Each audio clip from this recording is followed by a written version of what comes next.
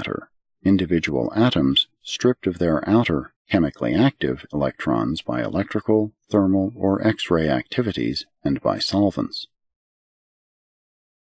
7. Atomic matter, the chemical stage of elemental organization, the component units of molecular or visible matter. 8. The molecular stage of matter, matter as it exists on Urantia in a state of relatively stable materialization under ordinary conditions.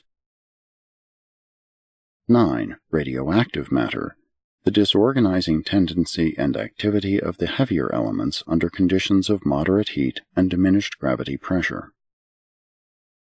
10. Collapsed matter, the relatively stationary matter found in the interior of the cold or dead suns. This form of matter is not really stationary.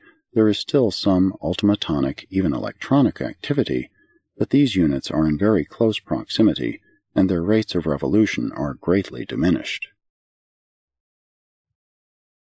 The foregoing classification of matter pertains to its organization rather than to the forms of its appearance to created beings.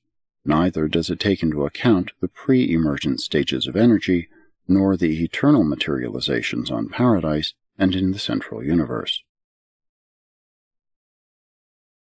4. Energy and matter transmutations. Light, heat, electricity, magnetism, chemism, energy, and matter are, in origin, nature, and destiny, one and the same thing, together with other material realities as yet undiscovered on Urantia. We do not fully comprehend the almost endless changes to which physical energy may be subject. In one universe it appears as light, in another as light plus heat, in another as forms of energy unknown on Urantia.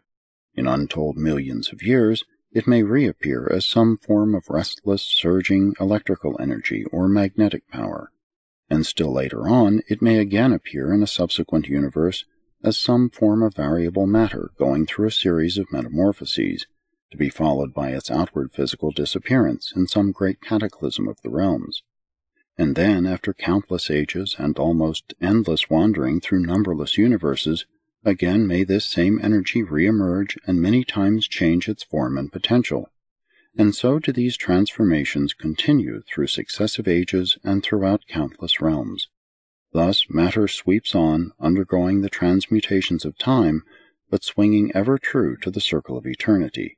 Even if long prevented from returning to its source, it is ever responsive thereto, and it ever proceeds in the path ordained by the infinite personality who sent it forth. The power centers and their associates are much concerned in the work of transmuting the ultimaton into the circuits and revolutions of the electron. These unique